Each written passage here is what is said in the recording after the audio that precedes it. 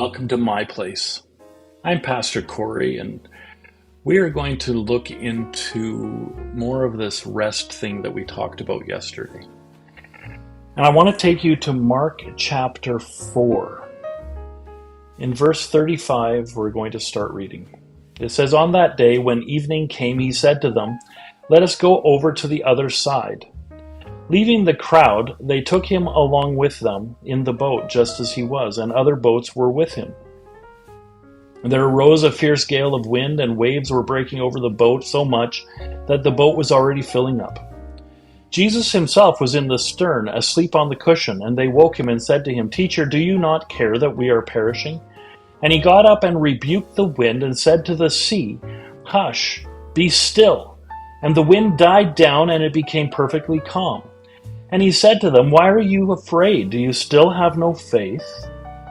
They became very much afraid and said to one another, 'Who then is this that even the wind and the sea obey him?'"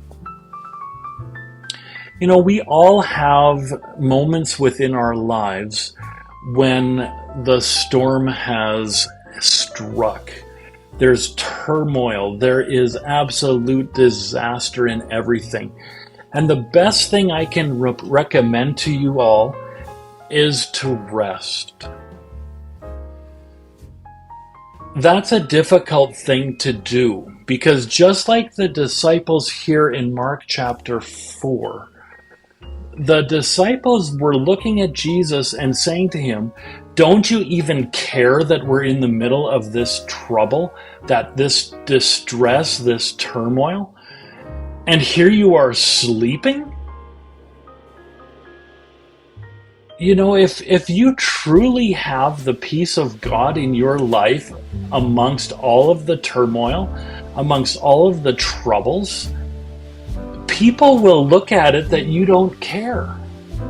And it's important to recognize that Jesus himself has said, "Don't worry."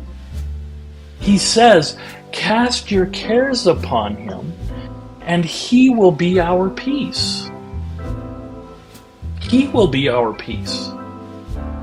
Now, I'm not saying that it's wrong to have feelings of anxiety or worry, but if you're allowing that fear, that anxiety, that worry to drive your life, then you're going to ride those waves all the time.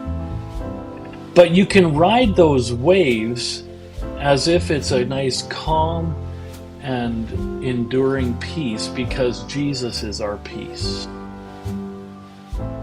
And I encourage you strongly, just like I did yesterday, get in the Word. Allow it to be your peace. Allow it to feed your soul and your spirit to such a rest that even in the midst of everything going on, you can still sleep. You can still have that turmoil-free life. But at the same time, don't forget that people around you will probably be looking at you saying, "Don't you even care?